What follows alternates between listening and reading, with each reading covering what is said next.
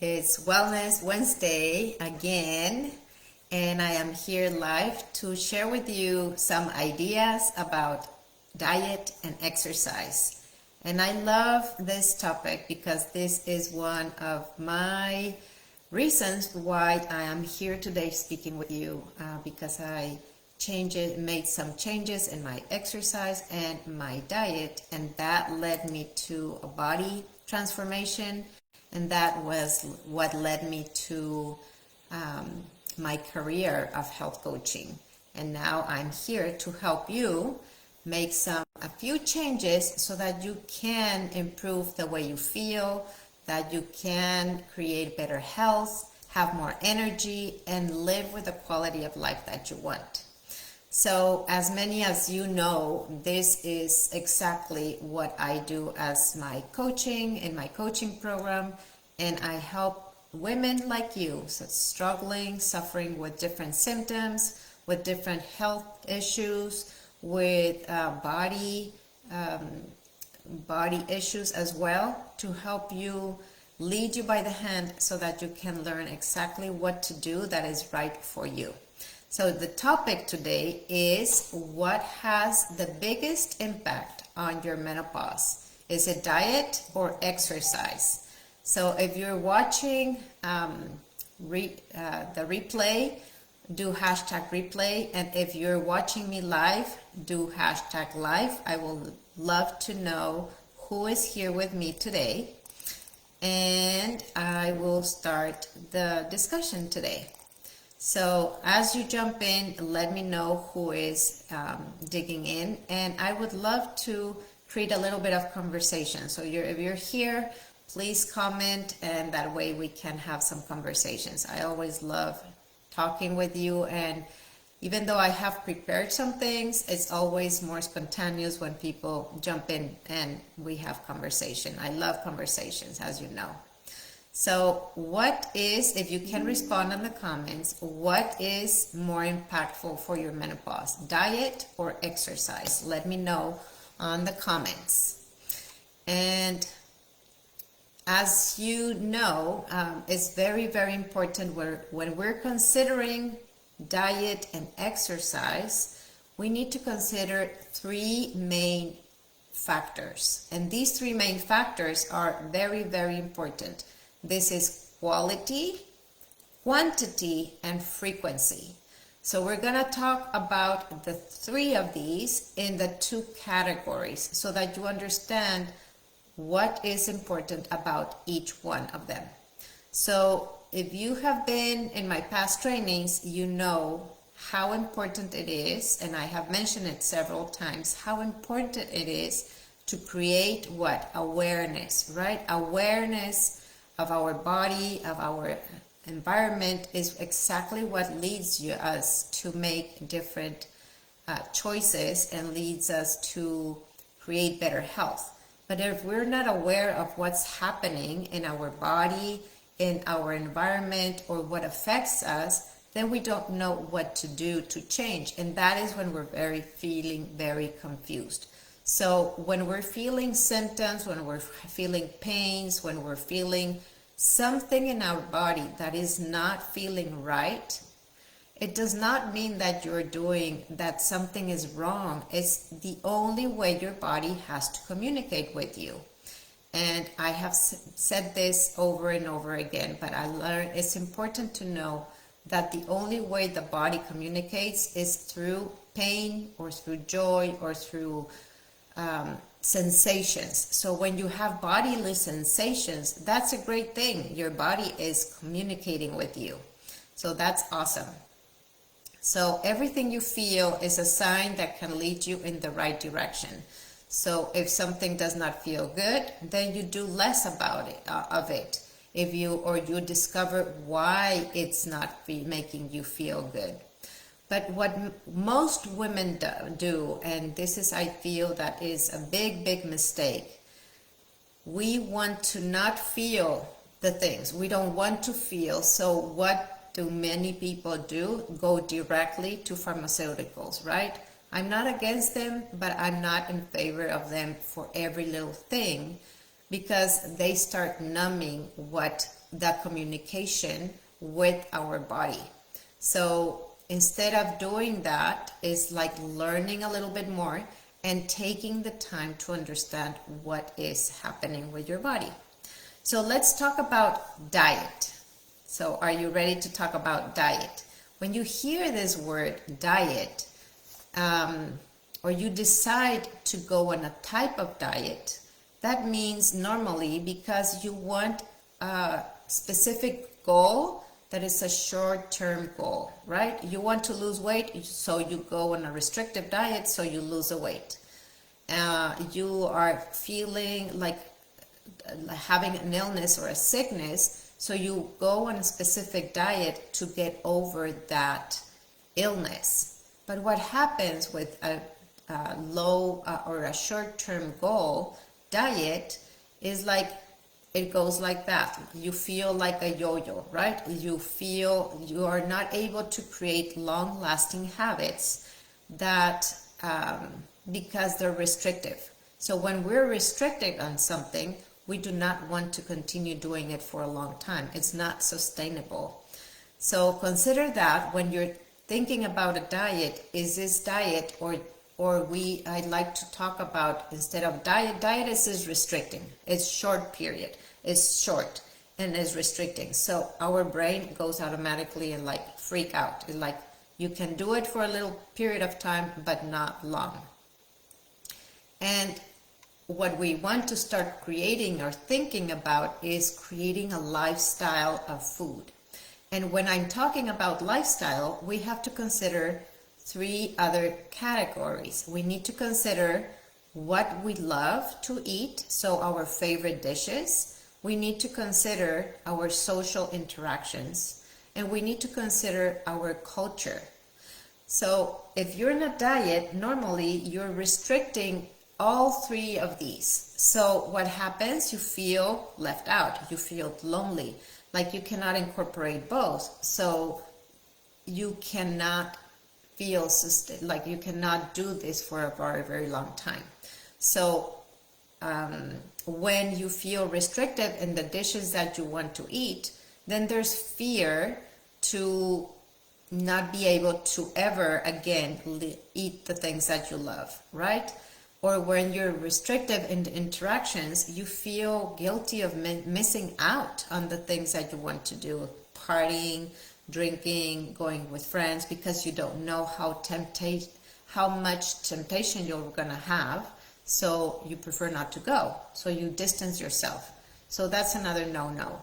And cultural ways of eating. So yesterday or the other day I was talking with someone, and she says, well, I love eating rice. My father was a Chinese, and I love eating rice every day, and she's having chronic pains. So that is going against the culture. It's a little bit challenging, but there's always shifts, there's always changes that can be done in a very caring way, so that you don't feel restrictive and you're still eating the things that you love to eat. So that is part of what I help you with in coaching, right? So making transitions with ease so that you can sustain your habits for a long period of time. So when you're looking for improvements on a short period, then those get you into feeling frustrated, because you see the results for a short period of time, then you bounce back. You see results for a short period of time, you bounce back. So that leads to frustration and many times to giving up. But that giving up can lead to even deeper problems, because you can become overweight or obese that causes other terminal illnesses, right? So prevention is much better, and long-term routines and diets to consider. So I want to share with you a little other story in talking before I dig deep into the quality, quantity, and frequency of the food, because I think it's very, very important. I was talking with a woman who is 62 years old, and she's living with oxygen because she's living with a terminal pulmonary disease. and she's really struggling, and also with pain and arthritis, joint pain. So when she's doing this, she says, I have no time to lose because I'm already terminal. So I want to live quality of life the days that I have left. So she does not know how long, and she has been living for 3 years already, but she wanted to have more energy, to feel better, and to be able to be social and interacting with friends, and not because she's also in a wheelchair. So I'm telling you this because she said, I'm very interested in your coaching program. I mentioned that we change the relationship with food. We make changes in the relationship with exercise and the body, and also the mind. And she was really, really looking forward to changing her mindset so that she could start making the necessary changes. And then she said, oh, Bear, but by the way, I love drinking Coke every day, and I love eating my chocolate and my sweets every day, because that is the only thing that gives me pleasure at this moment. Am I going to have to remove this from my diet? And I said, well, we make some shifts, some changes, so that these foods are not causing you the damage. So right away, I knew exactly where her pinpoint, where the cause of all her issues were, and that is exactly what needs to be changed. But again, her mindset, like right away, went into no protection, right? I don't want to get out of this pattern because this is what gives me happiness and protection. But only in making those shifts and making those changes is how she's gonna improve her health. So she is giving up on herself, right?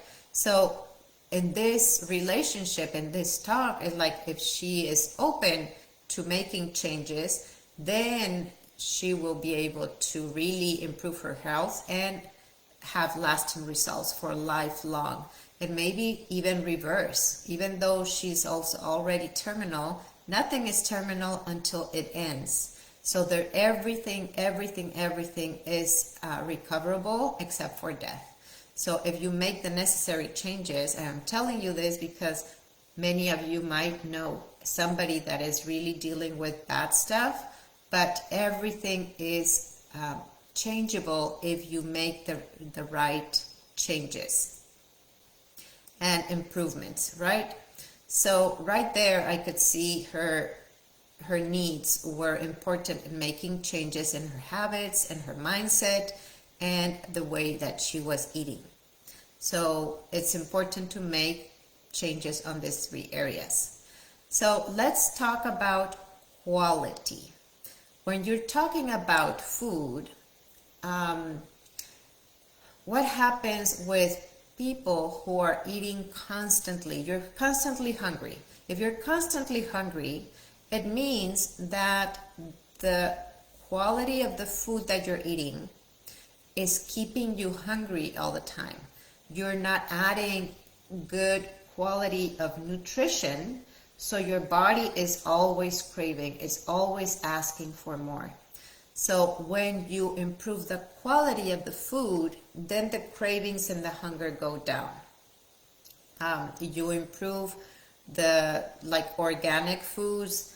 And I always like to say a very simple rule. When you eat mainly from things that are grown on the ground, right? It's like all the fruits and all the vegetables, then that's giving you the most variety of nutrition, and also it makes you feel fulfilled. So maybe you have heard about eat like the rainbow, right? So eating like the rainbow means you're eating food that is grown on the ground. And that is very, very simple law, but it's very simple way to start eating better. They start eating more variety of fruits and vegetables, and we need all groups of foods. When we're talking about quality, we also need to talk about all groups of foods. We need proteins, we need fats, and we need carbohydrates. But not all foods are created equally, so it's very important. Carbohydrates, you can consider fruits and vegetables of carbohydrates, or you can consider processed foods are carbohydrates too, right? So again, if you're eating one or the other, your body will know because you're eating constantly, frequently, all the time, and you're hungry all the time, and you're not feeling fulfilled. So quality is very, very important, and you'll see how the three of them are very, very related. So again, in my coaching program, my clients start learning what are their individual needs to know, okay, this type of food gives me more sustainable energy. So when you see it in your body and you prove it and you feel it in your body, that is when you're able to create the sustainable changes, because it's no longer something that somebody else told you, but it's something that you are adding because you notice how it made you feel. And when you do that, you feel better and you want to choose that more often. So let's talk about quantity. So quality is improvement of high dense nutrient food, and that is very, very important, like all the colors. So quantity is another mistake for many people, because quantity, when you're in a diet, you're restrictive, right? So you're restricting of calories. You're restrictive of amounts. Like I see a lot of people eating very small portions, and it's like, this is all I can eat, or all the calories in a very small portion. Well, that's not giving you enough of the nutrition that you need. So very small portions leaves you hungry all the time, and then when you're restricting, guess what happens to your body? It's like the body is very intelligent, and the body, when it's restrictive, is gonna absorb everything and store the fat in cells. So it's there for survival. So instead of using the food as fuel for energy, it's just storing. So when you're really in a drastic emergency, then you can still survive with those the food that is contained inside the fat cells. So that's very, very important. When we're talking about quantity, we need to know what type of food and the amount. And no amount is too big when you're eating the right food. Well, yes, it is. Yes and no. You need a variety of the three. So you cannot just fill your plate with only proteins or only vegetables or only fats. You need a variety of the three so that it's balanced. Everything in life is balanced. When you're out of balance in some things, then your body will tell you, and then is when you start making the changes. But again, creating the awareness will allow you and help you to learn what are the changes that you need to do. So I don't believe that we need to eat like restrictive, right? But I'm not saying either that you're gonna go eat a full plate of French fries and you don't want, because you don't want to feel restrictive. Instead, you can eat like a large variety, like a big plate of the three groups of food, and you will feel so satisfied that you will sustain for a long period of time. And that leads us to frequency. So how frequently are you eating is going to depend on the quality and the quantity of the food that you're eating. So nobody will tell you eat at 8, at 2, and at 6. Are you eating by time, or are you eating where your body really feels hungry, when your body needs it? And the frequency will depend on the quality and the quantity of the foods that you're eating. So it's not about eating every 2 hours or every 3 hours or every 6 hours. It's eating when your body needs it. And if you're lacking certain ingredients or certain nutrients in some meals, then your body will let you know, and it will give you hunger a little bit earlier. So that is how you start listening to your body and knowing exactly what to do. Isn't this fascinating? When you create this awareness, you can do this every time, everywhere you go.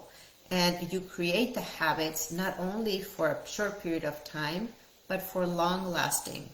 When you create these habits, wherever you go, you travel, you're at home, you're at a different country, you can sustain your same habits because you know exactly what to do and you know exactly what your body needs. So that is the nice part about creating this. So we have talked a lot about diet, but I want you to consider diet and exercise as equal and consider the three things. We are considering quantity, quality, and frequency, right? So for exercise, we need to consider quality. So quality of exercise means that you're incorporating all the types, like you're incorporating cardio work, strength work, resistance work, and stretch work. So that is quality of exercise. You cannot do one thing expecting, like every day, expecting different results. So many people have the mistake or make the mistake of running every day expecting to have more muscle definition or more glutes, right? Running, you can see the runners are very, very slim and flat. So that happened to me one time. It's like, hey, yes, I'm feeling like my tummy is flat, but I don't have any glutes, and I don't like that anymore either. So you want body definition, you want fitness, you want to feel good in your body. You need a variety of exercises so that your body shapes differently. And we're talking about menopause and also creating better health. Because in menopause, the body needs different things than when it needed when it was a younger age. And the metabolism is different. So when you learn to listen to your body, you're able to give it what it needs, and what brings you joy also is what you can do more consistently. So, but we're talking about quality. So quality is important to include cardio work, strength work, resistance work, and stretch work. So all variety. So I like I have one day for each thing that helps me create consistent workouts and not feel burnt out on any. Because when you work different muscles, your body feels in balance. So you feel good and you want to sustain that. That is much more sustainable. So that is quality, right? So now let's talk about quantity of exercise. How often should you work out? Well, again, if you're working out and burning yourself one day very hard, guess what? Your muscles will be so sore that you don't want to work out anymore throughout the week. It's like, oh, I need to rest because I'm so exhausted, right? That is not sustainable, and it's the same as drinking water. You cannot drink one glass of water and expect one day and expect the full day to be hydrated or the whole week, right? You cannot do that only one time. Consistency every day. Exercise should be done every single day. Different types of exercise, so you experience you work out different muscles. And that is what can be led to sustainability for a long period of time. So my son is always saying, Mom, I'm so sore, I cannot work out the next day. Well, he keeps making the mistake every time. He works out very hard. One day he's very excited, and then the other days he is like, oh, I'm so sore, I cannot even move. Well, that's not gonna lead him to good results, but I cannot say much. He has to learn on his own. So let's talk about, for a long time, I was also kind of running marathons.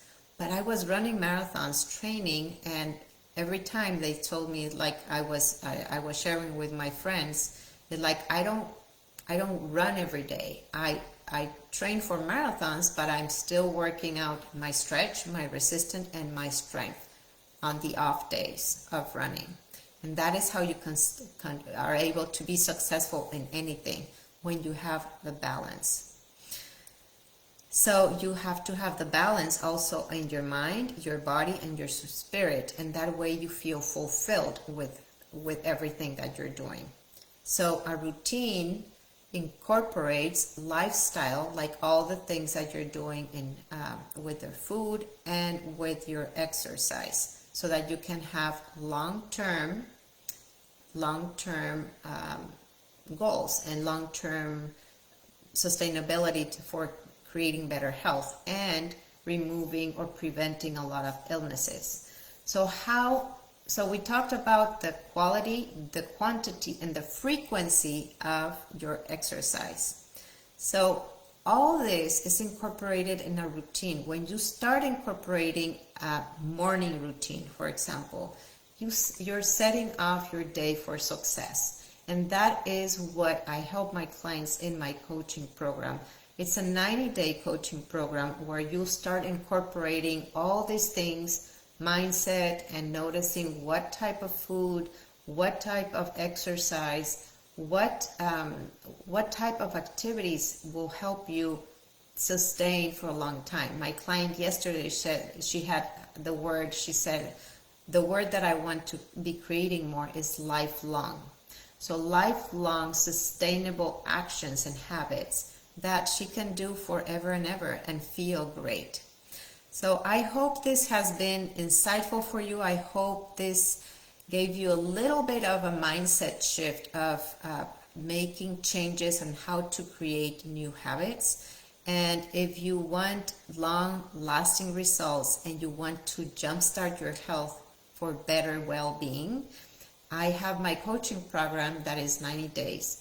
And all you need to do is schedule a call, a discovery call, so that you can learn a little bit more about my program, and most importantly, I can know about your needs, so you know exactly what will it take for you to achieve the results that you want.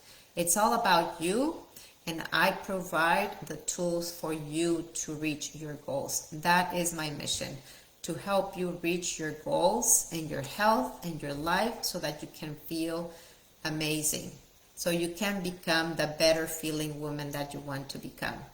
So I hope this helped you, and let me know in the comments, what are you taking away? What was one big aha? What is one insight that you took from this conversation? And I will talk to you soon. Thank you so much for watching and dedicating some time for yourself. Thank you, and see you next time.